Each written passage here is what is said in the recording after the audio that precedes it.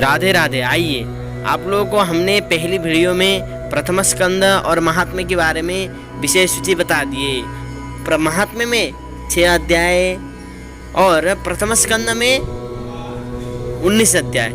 इसी प्रकार से आइए द्वितीय स्कंद में 10 अध्याय हैं, तो इनके विषय सूची बताते हैं।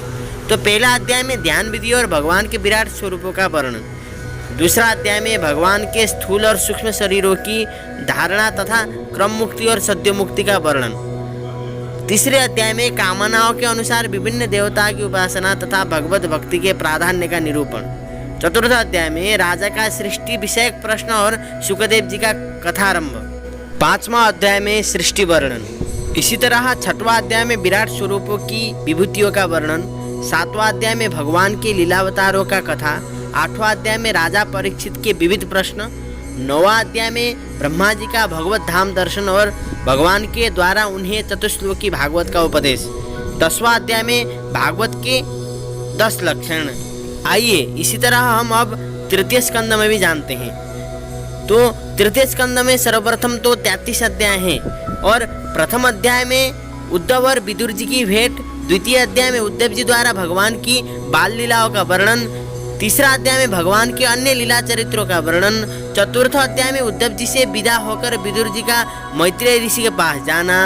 पंचम अध्याय में विदुर जी का प्रश्न और मैत्रेय जी का सृष्टि क्रम वर्णन। छठवां अध्याय में विराट शरीर की उत्पत्ति। सातवां अध्याय में विदुर जी के प्रश्न। आठवां अध्याय में ब्रह्मा जी की उत्पत्ति। नौवां अध्याय में ब्रह्मा जी द्वारा भगवान की स्तुति। 10वां अध्याय में 10 प्रकार की सृष्टि का वर्णन। 11वां अध्याय में मनवंतरादि काल विभाग का वर्णन। 12वें अध्याय में सृष्टि का विस्तार। 13 अध्याय में 12 अवतारों की कथा। 14 अध्याय में दिति का गर्भधारण। 15 अध्याय में जय विजय को सनकादि का शाप। 16 अध्याय में जय विजय का वैकुंठ से पतन। 17 अध्याय में हिरण्यकशिपु और हिरण्याक्ष का जन्म तथा हिरण्याक्ष की दिग्विजय। इसी तरह 18वें अध्याय में हिरण्याक्ष के साथ वराह भगवान का युद्ध। 19वां अध्याय में हिरण्याक्ष वध। 20वां अध्याय में ब्रह्मा जी की रची हुई अनेक प्रकार की सृष्टि का वर्णन। 21 अध्याय में कर्दम जी की तपस्या और भगवान का वरदान। 22वें अध्याय में देवहूति के साथ कर्दम प्रजापति का विवाह।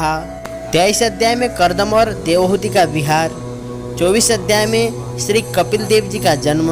25 अध्याय में देवहूति का प्रश्न तथा भगवान कपिल द्वारा भक्तियों की महिमा का वर्णन। 26 अध्याय में महदादि भिन्न भिन्न तत्व की उत्पत्ति का वर्णन। 27 अध्याय में प्रकृति पुरुष के विवेक से मोक्ष प्राप्ति का वर्णन।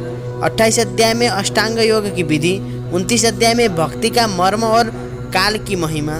30 अध्याय में गेह में आसक्त पुरुषों की अधोगति का वर्णन। 31 अध्याय में मनुष्य योनि को प्राप्त हुए जीवों की गति का वर्णन।